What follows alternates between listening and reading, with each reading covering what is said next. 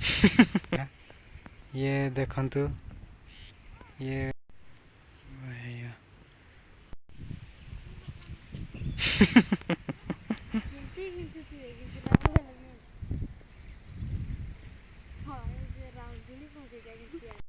सो hello दोस्तों, welcome to my new blog. तो चलिए देखते हैं आज का ब्लॉग।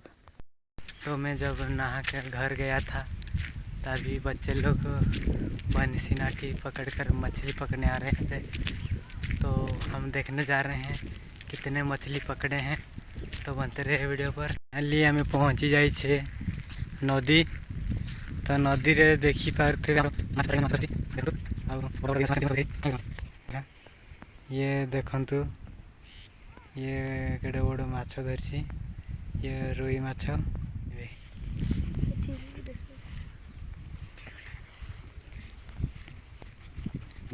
मो नाड़े केमती माछ अछंती।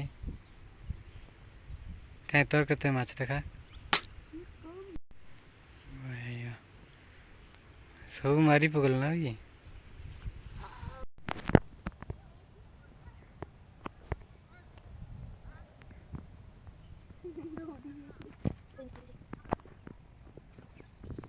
कि पारे तो केमी माछ मारुंट पिला माने हमर। तो ये आम आ गोटे जगह को जाऊँ।